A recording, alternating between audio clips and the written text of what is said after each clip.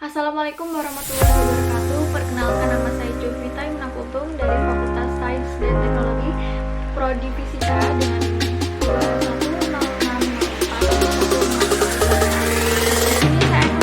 Di sini saya akan mengundi tugas PBAKU yang berjudul Wujudkan Generasi Muslim Moderat dan Peduli Bangsa Indonesia. Belakangan ini, isu terorisme di Indonesia kembali mencuat permukaan sejak terjadi teror bom di Tahrir, Jakarta. Spekulasi bermunculan bahwa teror ini dilakukan oleh para pengait radikal, paham radikal, terutama berafiliasi sebagai ISIS.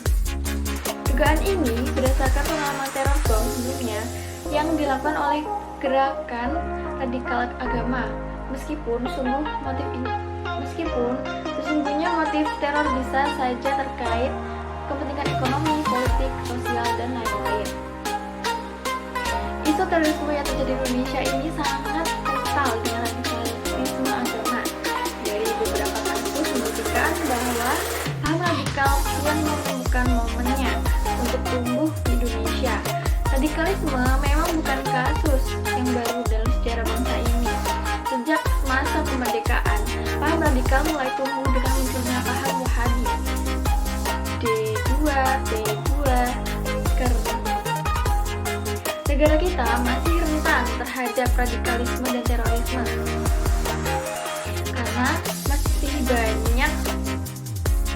karena masih banyak jaringan radikalisme yang eksis di Indonesia.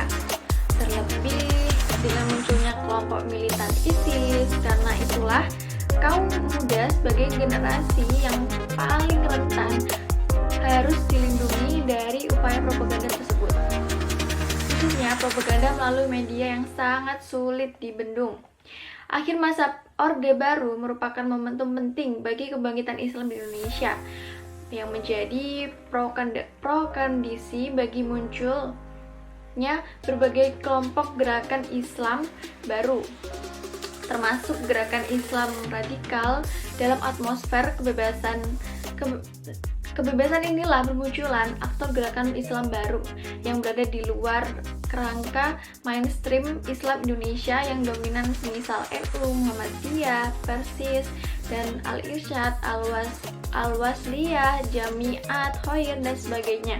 Organisasi seperti Gerakan Tarbiyah atau yang disebut dengan yang kemudian menjadi Partai Keadilan Sejahtera, Hizbut Tahrir Indonesia atau yang disebut dengan HTI, Majelis Muhadin Indonesia yang disebut MMI, Front Pembela Islam FPI, Laskar Jihad, dan sebagainya merupakan representasi generasi baru gerakan Islam di Indonesia.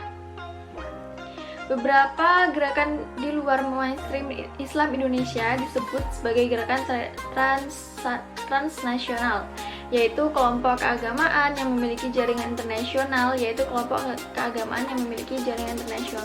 yang datang ke suatu negara dengan membawa ideologi baru dari Timur Tengah yang dinilai berbeda dari paham keagamaan lokal yang lebih dulu eksis. Beberapa kelompok Islam tersebut adalah Al-Ikhwan Muslimun dari Mesir, Hizbut Tahrir Indonesia atau disebut HTI dari Libanon, Salafi dari Saudi Arabia, Syariah dan Iran, dan Jamaah Tabligh dari India, Bangladesh.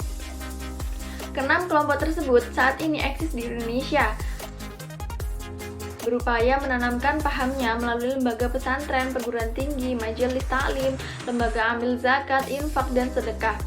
Karena mereka membawa paham keagamaan atau ideologi baru, maka dalam perkembangan seiring menimbulkan gesekan dengan kelompok yang terlebih dulu ada. Untuk respon hal di atas, untuk pertama kalinya diadakan konferensi ulama se-ASEAN, yaitu Jakarta International Islamic Conference, dengan tema strategi dakwah menuju umatan Wasanton dalam menghadapi radikalisme. Untuk mensiasati maraknya radikalisme Indonesia, konferensi ini diselenggarakan atas prakarsa Majelis Tabligh dan Dakwah Muhammadiyah yang bekerja sama dengan Lembaga Dakwah NU pada tanggal 13 sampai sampai 15 Oktober 2003 di Jakarta. Mungkin itu dulu yang bisa saya sampaikan, kurang lebihnya mohon maaf. Wassalamualaikum warahmatullahi wabarakatuh.